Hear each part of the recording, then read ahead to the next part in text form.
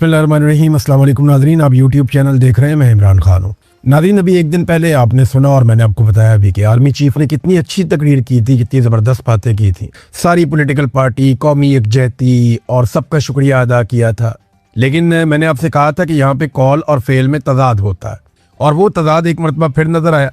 लाहौर में पाकिस्तान तहरीक-ए-इंसाफ के कुछ कारकुनों ने एक रैली निकाली थी और महंगाई के खिलाफ थी। यानी महंगाई के खिलाफ निकलना, अगर अपोजिशन महंगाई के खिलाफ नहीं निकलेगी या एहतजाज नहीं करेगी तो फिर तो अपोजिशन को कोई काम ही नहीं है। अब पाकिस्तान तहरीक-ए-इंसाफ के लोग जैसे ही बाहर आते हैं तो इनके ऊपर दहशतगर्दी के मुकदमे दर्ज किए जाते हैं। इन्हें इस तरह से देखा जाता है जैसे इंडिया से कोई घुसपैठिए पाकिस्तान में आ गए हैं या बम लेकर कोई दहशतगर्द घूम रहे हैं। तहरीक-ए-इंसाफ का झंडा उठाना ऐसे ही है जैसे आपने खून लगी हुई तलवार उठा ली है पाकिस्तान में। और फिर पाकिस्तान की मिलिट्री एस्टेब्लिशमेंट किस तरीके से हरकत में आती है ये देखें आप। ये लाहौर में एक फिजा आलम नामी खातून है पाकिस्तान तहरीक-ए-इंसाफ की। इनके घर के मैं मनाजिर देख रहा था रात गए दिन को, इन्होंने महंगाई के खिलाफ एहतजाज किया। अब इतनी ज्यादा महंगाई है पाकिस्तान में कि हमारे जो दोस्त फौज के अंदर है वो भी फोन करके कहते हैं कि यार बहुत महंगाई हो गई है, तबाही फिर गई है। वो बेचारे भी बर्दाश्त नहीं कर पा रहे, हालांकि उनको बहुत सारी मुराद, बहुत सारी चीजें उन्हें मिलती हैं। अच्छे खासे सफेद पोश लोग, अमीर लोग, वो बेचारे अब बताते हैं कि हम महंगाई के हाथों तंग आ चुके हैं, लोगों की हालत पतली हो गई है। जो लोग एक हाथ से दिया करते थे वो अब लेने पर मजबूर है। तो फिजा आलम के घर के अंदर छापा मारा और मर्द पुलिस एहलकारों ने चादर और चारदीवारी का तकद्दुस पामाल किया, जैसा कि ये हमेशा करते हैं, क्योंकि मिलिट्री एस्टेब्लिशमेंट इनकी बैक पर खड़ी है। जनरल आसिम मुनीर जो है वो सपोर्ट करते हैं ऐसी चीज को। तो इनके घर पे छापा मारा गया, चादर और चारदीवारी का तकद्दुस पामाल किया गया और मर्द एहलकार एक खातून कारकुन को उठाकर ले गए। सनम जावेद को अस्पताल में लाया गया, उनकी हालत बहुत ज्यादा खराब हो गई जेल में। मैं चंद दिन पहले भी आपको रिपोर्ट कर चुका हूं, उनकी फैमिली बार बार बता रही है कि सनम जावेद से बदला लिया जा रहा है। और जिस वक्त सनम जावेद को गिरफ्तार किया गया था उस वक्त ये दावा भी किया गया था कि ये बड़े साहब के हुक्म पर हुआ है, क्योंकि खैबर पख्तूनख्वा से सनम जावेद को गिरफ्तार किया गया था। और बड़े साहब आप जानते हैं, ये वही बड़े साहब हैं जिनके बारे में अफसार आलम ने कहा कि मोहसिन नकवी इस्लामाबाद हाई कोर्ट के जजेस के पास जाता है और जाकर बताता है कि बड़े साहब का हुक्म है तो फैसला आपने हमारे मुताबिक देना है। तो इसी तरह बड़े साहब आसिम मुनीर भी बोलते हैं। तो सनम जावेद के ऊपर जो है वो पाकिस्तान की मिलिट्री एस्टेब्लिशमेंट को बहुत गुस्सा था, क्योंकि वो आसिम मुनीर साहब पे तनकीद करती थी। अब पता नहीं उसे क्या खिलाया जा रहा है, क्या किया जा रहा है। उसकी आंख में भी प्रॉब्लम है, उसके मैदे में भी प्रॉब्लम है, और वो अच्छी खासी थी, ठीक ठाक बीमार होती चली जा रही है। और ये और भी बहुत सारे कैदियों के साथ हो रहा है। इस वक्त जो है ना वो निज़ाम जालिमाना हथकंडों पे उतरा है, और इसका सबसे बड़ा विक्टिम इमरान खान है। इमरान खान की बहन उज़्मा खानम ने जो केस किया था इस्लामाबाद हाई कोर्ट में, अब वो अपील में चली गई हैं सुप्रीम कोर्ट ऑफ पाकिस्तान में।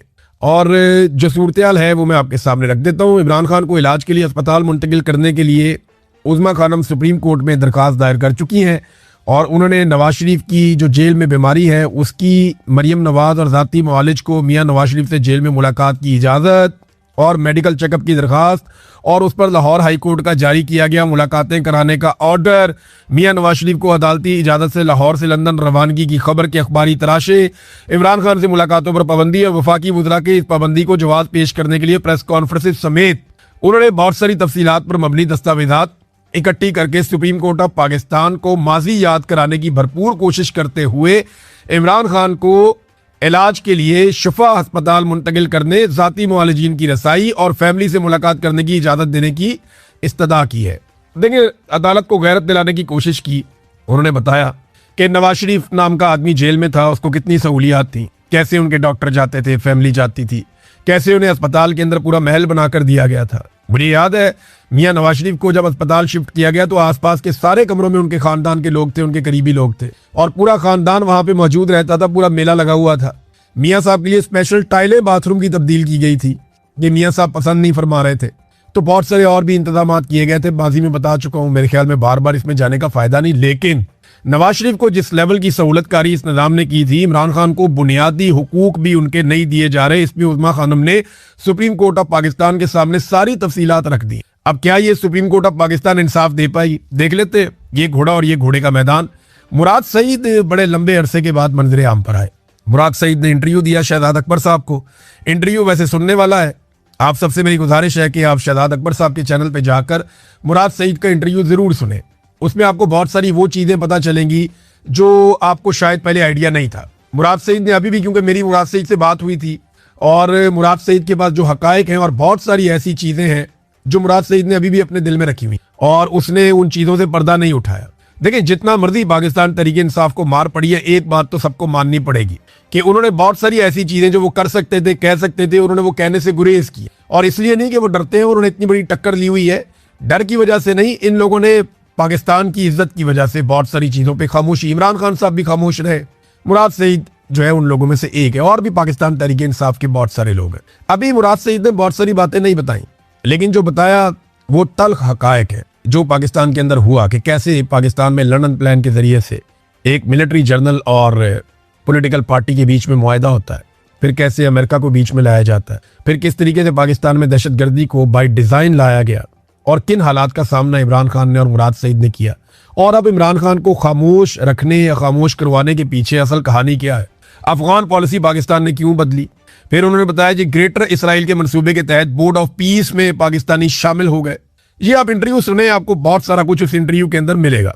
नाज़रीन, अब पाकिस्तान के अंदर जो ना बातें बहुत बड़ी बड़ी की जाती हैं, बहुत बड़ी बड़ी बातें की जाती हैं कि हमने ये कर दिया, हमने वो कर दिया। हकीकत क्या है, मैं एक तहरीर पढ़ रहा था और उसमें वो हकीकत जो है वो सबसे आसान अल्फाज में नजर आती है।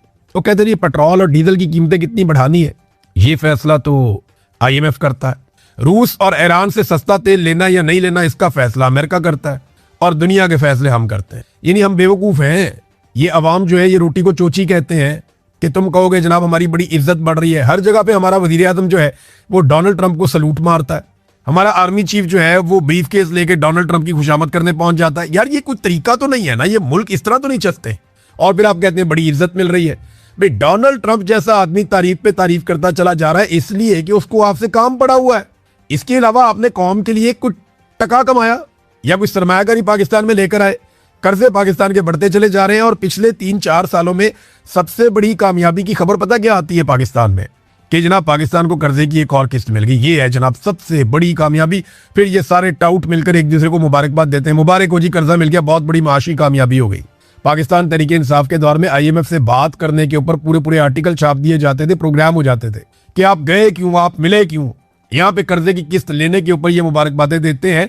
ये इनका उतरता हुआ निकाब पूरी कौम ने देखा है। और अब अभी आप और देखेंगे, ये 28वीं आईनी तरमीम आ रही है। बिलावल ने जिस ब्रूट मेजॉरिटी का लफ्ज इस्तेमाल किया था ना, मैं हैरान हो गया था कि बेनजीर भुट्टो की रूह कब्र के अंदर तड़प गई होगी जो बिलावल ने किया था। डंडे वाली जमहूरियत और ब्रूट मेजॉरिटी, ये बिलावल ने अल्फाज इस्तेमाल किए थे। जिस ब्रूट मेजॉरिटी के साथ, जालिमाना मेजॉरिटी के साथ, ताकत के इस्तेमाल के साथ बिलावल ने आईनी तरमीम पास करवाई थी 26वीं और 27वीं, आज वही बिलावल फंसा हुआ है। पीपल्स पार्टी को सिंध में रगड़ा लगाया जा रहा है, नैब के जरिए से चुरे तेज कर दिए गए हैं, ये भी करप्शन पकड़ लेंगे, वो भी करप्शन पकड़ लेंगे, इनको बार बार धमकाया जा रहा है। इसमें ना एक बड़ी जबरदस्त सुहेल रशीद साहब ने खबर दी है और ये इसमें 4-5 खबरें एक साथ हैं उनकी एक ही खबर में, कि किस तरीके से अब सिंध के अंदर बंद फाइलें खोली जा रही हैं, किस तरीके से नैब को दोबारा मुतहर्रिक किया जा रहा है, किस तरीके से पीपल्स पार्टी और उनके लोगों के इर्द गिर्द शिकंजा कसा जा रहा है। तो याद रखिएगा कि बिलावल को और आसिफ जरदारी को 28वीं आईनी तरमीम भी अच्छे बच्चों की तरह पास करवानी पड़ेगी, चाहे वो ये माने या ना माने, क्योंकि ब्रूट मेजॉरिटी, ये बिलावल ने खुद कहा था, तो जरा उसका मजा भी ये चखेंगे। इन्हें वो सारा कुछ करना पड़ेगा जो जमहूरियत की नफी है, इन्हें वो सब कुछ करना पड़ेगा जिससे पाकिस्तान में सियासतदान कमजोर होंगे और पाकिस्तान की मिलिट्री एस्टेब्लिशमेंट मजीद मजबूत होगी। अब कुछ लोग ये बातें करते हैं कि फील्ड मार्शल आसिम मुनीर सदर पाकिस्तान बन जाएगा और वो कोशिश कर रहे हैं कि आईनी तरमीम करके सदर पाकिस्तान बन जाए। कुछ भी बन जाए, ये मुल्क नहीं चलना। सदर पाकिस्तान बन जाए, वजीर आजम बन जाए, आर्मी चीफ के ऊपर भी कोई ओहदे ले ले, वो भी बन जाए, कुछ भी बन जाए, खुदा नहीं बन सकता, रब नहीं बन सकता, ये निजाम नहीं चल सकता। आप उल्टे लटक जाए। आपको इमरान खान से माफी मांगनी पड़ेगी, आपको इमरान खान के साथ जाकर बैठ के बात करनी पड़ेगी, कोई रास्ता आपको निकालना पड़ेगा। ये निजाम नहीं चलेगा। पाकिस्तानी बिगड़ गए, पाकिस्तानी नहीं बात मान रहे। नाज़रीन, इमरान खान साहब का जो ट्रायल है 9 मई का, वो ऑनलाइन करने का फैसला किया गया है और दहशतगर्दी की अमजद शाह साहब जो जज है उनकी अदालत में समाअत होगी। अब इमरान खान साहब को मशवरा ये भी दिया गया है कि वो इसका बाइकआउट कर दें और इससे इनकार कर दें ऑनलाइन जाने से। वो कहिए ठीक है, मुझे अदालत में लेकर जाओ, और इसके लिए प्रेसिडेंट्स मौजूद हैं, शहजाद अकबर और दीगर कई और लोग हैं जिन्होंने कोशिश की है वो ऑनलाइन पेश हो सकें अदालत में, तो उन्हें मना कर दिया गया, उन्हें ये इख्तियार नहीं दिया गया, नहीं जी नहीं आपको आना ही पड़ेगा, और हम तो पाकिस्तान नहीं आ सकते, हमारी जान खतरे में। लेकिन उन्हें मजबूर किया गया कि आप आएंगे नहीं तो आप फारिग हैं। इश्तिहारी कर दिए, फारिग कर दिए। अब इमरान खान साहब क्योंकि गिरफ्तार है और उन्हें कह रहे हैं जी आपको ऑनलाइन लेकर आएंगे, तो इमरान खान साहब को ये मामला उठाना चाहिए कि खुली अदालत के अंदर ये केस चलाया जाए और मुझे खुली अदालत के अंदर पेश किया जाए जज के सामने। मैं तो अवेलेबल हूं। अब चाहे ये समाज जेल के अंदर हो, चाहे ये समाज जेल के बाहर हो, तो इमरान खान साहब के सामने होनी चाहिए और उन्हें चाहिए कि वो ये मामला उठाए। इमरान खान साहब, इसको रोकने की वजह क्या है ये जरा समझें आप। 9 मई का जो ट्रायल है ना, उसमें खाली इमरान खान नहीं है, उसमें पीटीआई की बहुत सारी क़यादत भी है। पीटीआई की क़यादत में से जो भी इमरान खान साहब को मिलता है ना, वो खुदकुश एक वर्कर बन जाता है इमरान खान साहब का और उसको बड़ी एनर्जी मिल जाती है। मैंने उसको एक जो बात की खुदकुश की, वो मैंने एक मिसाल के तौर पे की है। अब इसको खुदकुश बम्बार ना समझ ले कोई। तो इमरान खान साहब से जो भी मिलकर आता है ना, वो उसके जज्बात कुछ और हो जाते हैं और फिर वो वहां से बयानियां लेकर आता है। एस्टेब्लिशमेंट के लिए मुश्किल पैदा होती है। फिर इमरान खान साहब के अंदर से स्टेटमेंट्स भी आते हैं, बहुत सारी बातें भी वो करते हैं। तो इसलिए अब जान छुड़ाना ही मुश्किल हो रही है। तो उन्होंने कहा जी इनको आपस में मिलने ही ना दे। जेल में ट्रायल होगा तो ये सारे रहनुमा जेल में जाएंगे, वहां इमरान खान से मिलेंगे, मुशावरत करेंगे, बातचीत होगी, फिर काम खराब हो जाएगा। इमरान खान को बाहर ला नहीं सकते तो ऑनलाइन कर देते हैं। वो इमरान खान साहब को ऑनलाइन अब इसके अंदर पेश करने का फैसला किया गया। तो इमरान खान साहब के पास ये इख्तियार है कि वो इससे इनकार कर दें और वो ये कह दें कि जनाब मुझे मेरा हक दिया जाए और ओपन कोर्ट के अंदर मेरा ट्रायल किया जाए। ये कोई तरीका नहीं है कि मुझे ऑनलाइन, हालांकि मैं दस्तयाब हूँ, मैं तो गिरफ्तार हूँ। देखिए इससे पहले इमरान खान साहब को जब गोलियां लगी थी और जब उनकी जान खतरे में थी, तो इमरान खान साहब की वकला ने कई मरतबा कहा अदालत को कि मैं ऑनलाइन पेश हो जाता हूँ, मैं अपने घर से लैपटॉप लगा के ऑनलाइन पेश हो जाता हूँ, मेरी जान को खतरा है, जख्मी भी हूँ। लेकिन अदालत बज़िद थी कि नहीं, बनफ़्से नफीस इमरान खान साहब खुद अदालत में आकर पेश हों। तब उन्होंने जिद की। लेकिन अब इमरान खान साहब को ये मामला उठाना चाहिए और वो तमाम मिसालें सामने रखनी चाहिए। नाज़रीन, एक ड्रोन हमला हुआ है बलूचिस्तान में, इंतहाई अफसोसनाक वाक़या मैं आपके साथ शेयर कर देता हूँ। ये समीदीन बलोच साहबा ने इसको ट्वीट किया। उन्होंने कहा जी ये तस्वीर किसी कश्मीर या फ़लस्तीन में होने वाले जबर और आम शहरियों पर बमबारी की नहीं है, बल्कि बलूचिस्तान की है। ये एक ड्रोन हमले का नतीजा है जो कल बलूचिस्तान के शहर खुजदार जहरी में हुआ। इस हमले में एक ही खानदान के 4 अफराद, जिनमें 2 औरतें भी शामिल थीं, जिन्हें खाक और खून में नहला दिया गया। अब ये कितना अफसोसनाक वाक़या है कि पाकिस्तान के अंदर ख़वातीन के ऊपर भी ड्रोन हमला हो जाता है, बड़ा अनफॉर्चुनेट है। ये ड्रोन हमले इमरान खान साहब बार बार कह रहे हैं कि इनको रोकना चाहिए, इससे दहशतगर्दी में इजाफा होता है, कमी नहीं होती। लेकिन लगातार पाकिस्तान में ड्रोन हमले हो रहे हैं। नाज़रीन, पाकिस्तान के वज़ीर-ए-आज़म पहुँच गए लंदन में इतलात के मुताबिक, और आसिम मुनीर साहब के बारे में भी ऐसी खबरें आ रही है और मुबैना तौर पे 20 तारीख को ये कोई प्रोग्राम करने जा रहे हैं। पाकिस्तान तहरीक इंसाफ को इसका पता चल गया और ओवरसीज़ पाकिस्तानियों को भी इसका पता चल गया। तो उन्होंने सेम टाइम पे एक एहतजाज रख लिया। मैंने आपको बताया था ना कि एक एक बंदा चुना जा रहा है, एक एक बंदा फाइनलाइज किया जा रहा है ताकि एक सियासी माहौल पूरा बनाया जा सके और 400-500 बंदे इकट्ठे करके अपनी पावर शो करने की कोशिश की जाए एक बंद माहौल में, जहाँ पे आसिम मुनीर साहब मुबैना तौर पे और शहबाज शरीफ साहब मौजूद होंगे। भी कंफर्मेशन नहीं है, लेकिन प्रोग्राम ये कर रहे हैं और कोई इन्विटेशन मेरी नज़र से गुजरे हैं जो व्हाट्सएप में कहीं गर्दिश भी कर रहे थे, तो मैंने वो देखा भी है। उसमें बड़ी सख्त शराइत रखी गई है, मोबाइल नहीं ले जा सकते आप जनाब, आपको प्रॉपर चेक किया जाएगा, बहुत सारी चीज़ें इन्होंने इसके अंदर शामिल की हैं। लिहाजा वो जो प्रोग्राम है उसके खिलाफ पाकिस्तान तहरीक इंसाफ ने भी अपना पोस्टर जारी कर दिया है। ज़रा ये पोस्टर अगर आप देखें तो आपको आइडिया हो जाएगा कि तहरीक इंसाफ या ओवरसीज पाकिस्तानियों के दिमाग में क्या चल रहा है। इस पोस्टर पे लिखा हुआ है कि 20 सितंबर को सैटरडे को 3 बजे एक एहतजाज करने जा रहे हैं और ऊपर आसिम मुनीर और इमरान खान की फ़ोटो बनाई हुई है। यानी ये मुकाबला ओवरसीज पाकिस्तानियों के मुताबिक आसिम मुनीर और इमरान खान के बीच में है। ये इन 2 लोगों के बीच में ये मुकाबला है और बाकी किसी सियासतदान की फ़ोटो नहीं है, शहबाज शरीफ की, मरियम की, नवाज, कोई खाते में ही नहीं है।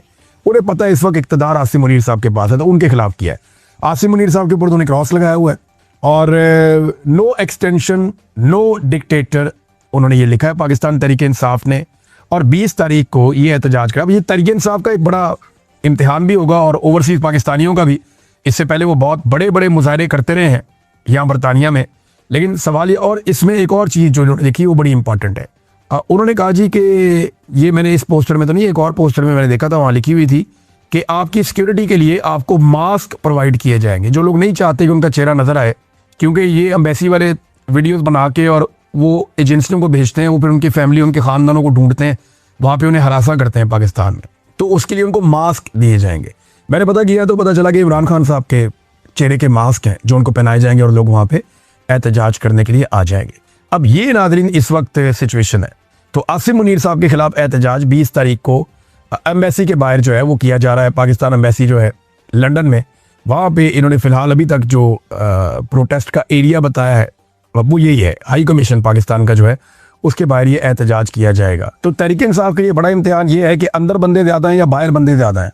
मुकाबला तो अब ये है, तो अब पता चलेगा कि PMLN ज़्यादा बंदे इकट्ठे कर सकती है, यहाँ पे अपने सारे सरकारी वसाइल को इस्तेमाल करते हुए मुख्तलिफ मुल्कों से वो लोग इकट्ठे कर रहे हैं, वो ज़्यादा बंदे इकट्ठे कर सकते हैं बरतानिया में, या पाकिस्तान तहरीक इंसाफ या ओवरसीज़ पाकिस्तानी ज़्यादा बड़ी तादाद में निकल के एहतजाज के लिए आते हैं।